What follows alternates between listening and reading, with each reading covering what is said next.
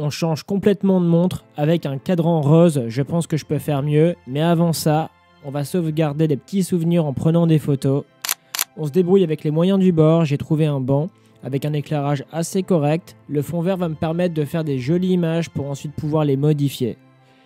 Et j'en ai quelques-unes sur Insta, j'en ai flouté une évidemment pour pas te spoiler la suite de la vidéo. Le projet va durer toute la soirée, donc une petite balade pour se calmer, on va manger rapidement et go! Avec ce projet de montre, j'avais vraiment 3 ambitions. La première ambition, c'était tester simplement le matching color et voir un petit peu les retours des gens, est-ce que les gens aiment ou pas. Le deuxième objectif que j'avais derrière la tête, c'était voir est-ce que le cadran de montre allait être résistant dans le temps, parce qu'en fait, on est vraiment sur des micro-pigments de peinture et c'est possible que ça s'écaille. Donc forcément, c'est pas beau, tu vois. Donc je voulais vraiment tester la résistance du cadran de montre. Et la troisième chose que je voulais tester, c'est simple, c'était la résistance du mouvement de montre, parce que pour moi, c'est vraiment important d'avoir un mouvement de montre résistant. Je vais en profiter pour remettre la Win001 à son état d'origine, cadran noir que j'adore. Le cadran noir m'avait vraiment manqué. Et c'est toujours marrant de retrouver mon travail sur des boîtiers de montres. Je laisse toujours une petite trace, une petite gravure très discrète pour me repérer. Je trouve ça vraiment stylé. J'avais essayé plusieurs méthodes de gravure avec des rendus différents. Souvent on me demande c'est quoi le meilleur, mais pour moi, il n'y a pas de meilleure méthode, ça va surtout dépendre de l'objectif même du projet. C'est tout.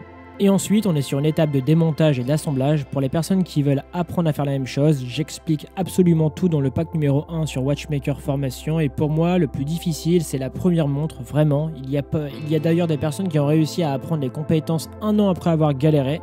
Les compétences manuelles, c'est du savoir, de l'innovation pratique et pas avoir peur de recommencer, surtout ne pas abandonner, quoi. Aujourd'hui, j'ai utilisé 2 méthodes de gravure avec 2 rendus différents. Un rendu, on va dire, beaucoup plus artistique et un rendu beaucoup plus net. Ça va dépendre de ce que vous recherchez dans votre projet de montre. Parfois, c'est très stylé de faire vraiment de l'artistique. Parfois, c'est très stylé de faire vraiment du détail de A à Z. Moi, j'aime les deux. Je vous ferai peut-être une formation sur Watchmaker Formation, donc vraiment pas cher, à moins de 100 €. Par contre, là, je vous préviens, la machine laser, c'est très compliqué à manier. C'est vraiment pas facile, tu vois, là. Si tu n'as jamais assemblé une montre, même ça n'a rien à voir avec les montres. Là, on est vraiment sur comment gérer une machine, comment aussi créer une machine et tu dois également avoir l'ordinateur et manier le logiciel qui est vraiment pas évident. Mais c'est réalisable. Par contre, c'est 3 jours intensifs. Là, je vous le dis, tu vois, c'est 3 jours intensifs. Par contre, c'est une vraie compétence cool à avoir. Franchement, c'est très très cool à avoir. Les montres disposent toujours de joints d'étanchéité, souvent au niveau du boîtier et aussi au niveau de la couronne. C'est important de les graisser parce qu'avec le temps, ils peuvent s'effriter. Ça reste du caoutchouc forcément. Et j'aime toujours essayer l'étanchéité d'une montre en direct. En règle générale, une montre ne dépasse jamais le stade de la douche, de la piscine ou bien de la mer et toujours à des profondeurs très correctes. Pour faire véritablement de la plongée, je conseille des montres nautiques avec un mouvement quartz. Les mouvements quartz supportent mieux la pression exercée par l'eau. J'ai terminé l'assemblage d'une montre, donc on va vérifier si elle est capable de prendre l'eau, voir s'il y a des petits points de fuite au niveau du boîtier ou bien au niveau de la couronne. J'ai d'ailleurs retrouvé un bracelet de montre également, couleur beige clair, une très bonne surprise. Tiens, je vais faire le test juste après. Et franchement, j'ai trouvé ça assez surprenant parce que c'est un mélange atypique, mais vraiment très très très élégant. Les 2 montres sont vraiment incroyables. Là, pour le coup, tu vois, c'est absolument ce que je recherchais, c'est-à-dire 2 montres très classe. J'ai fait une expérience et je vais te montrer justement lumière naturelle demain et lumière, on va dire, artificielle là, maintenant. Mais justement, tu vois que ce type de boîtier, je pensais pas qu'un bracelet d'un beige clair, ça allait bien passer. Et par contre, le cadran rose avec justement le boîtier et le bracelet en acier, c'est simplement magnifique. 2 masterclass, je suis vraiment content. Les 2 montres sont terminées, il est tard ou plutôt tôt. Je vais vous montrer le résultat à la lumière naturelle demain.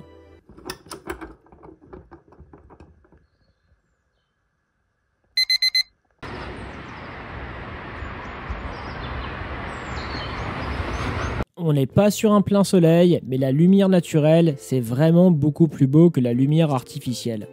Concernant la Win001, franchement, avec son bracelet beige, je ne pensais pas, mais je trouve ça vraiment trop beau et vraiment élégant. C'est vraiment différent de ce qu'on a l'habitude de voir. J'ai pas d'exemple comparable, mais personnellement, j'adore et je pense qu'elle va rester comme ça très longtemps. Concernant le cadran rose, je trouve que j'ai vraiment trouvé le bracelet et le boîtier qu'il lui fallait, c'est magnifique. Je préfère ça au boîtier plongé. Je suis toujours en train de tester son mouvement de montre et pour le moment, j'en suis vraiment extrêmement content et il est résistant comme je le souhaitais.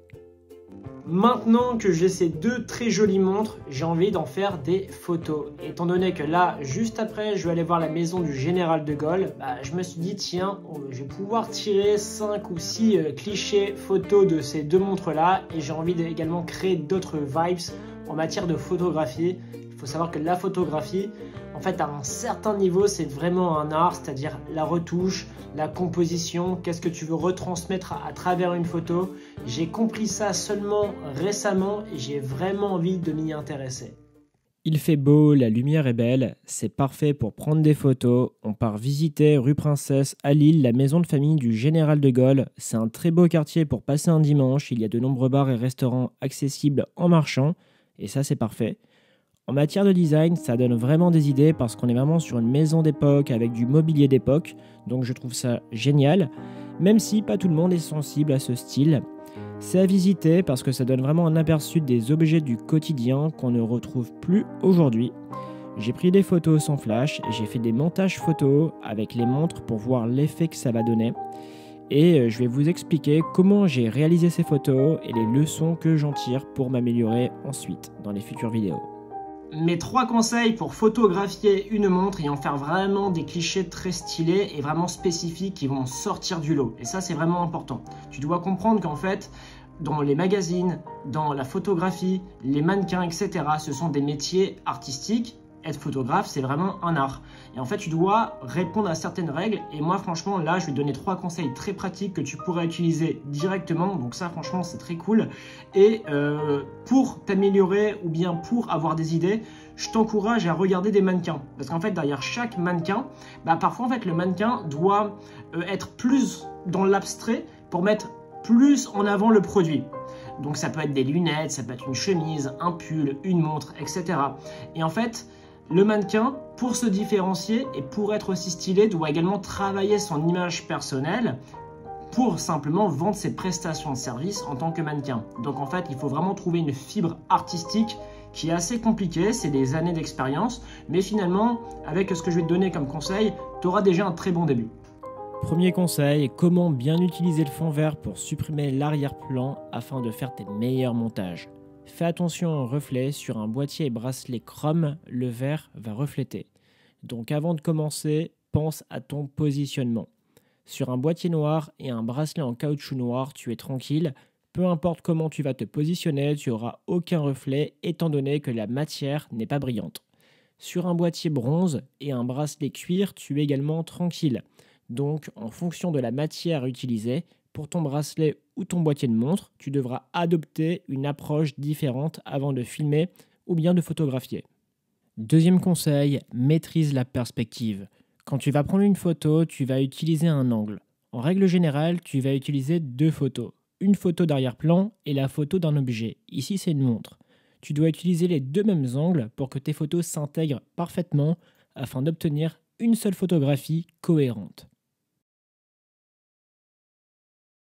Troisième conseil, amuse-toi et n'hésite pas à changer de style. Il n'y a pas de règle absolue, tu peux faire des photos avec un arrière-plan de nature, tu peux utiliser des styles différents, en noir et blanc, pop art, en mode bande dessinée, etc. etc. Ce qui compte vraiment, c'est de faire, d'essayer et d'aimer ce que tu fais parce que tu vas le continuer. Les goûts et les couleurs, c'est individuel, tu auras toujours des gens qui vont adorer ton travail et ton style artistique du moment. Vivre avec la peur du regard des autres, c'est usant, vous êtes unique, vous avez forcément un trait de caractère qui vous différencie, donc votre personnalité est unique. Se conformer à 100% à la norme, c'est pratiquement impossible, vous avez forcément un trait de caractère qui va vous différencier. C'était un tout nouveau format de vidéo, j'espère que vous avez aimé. Franchement, c'était une galère à monter, c'était franchement particulier, mais c'est intéressant parce que j'ai appris plein de choses. Mes montres sont disponibles sur antoinebeauchamp.com, mes formations de montres sont disponibles sur Watchmaker Formation. Et sur cette chaîne, si tu t'abonnes, tu peux voir absolument tout type de format, des formats vlog voyage que j'ai pas encore fait, mais je compte faire ça, donc on va voyager les gars. Tu peux voir de la cuisine, tu peux voir n'importe quoi. J'essaye vraiment tout type de format parce que c'est ça qui m'intéresse. Je trouve que l'aspect créatif, c'est toujours ultra intéressant.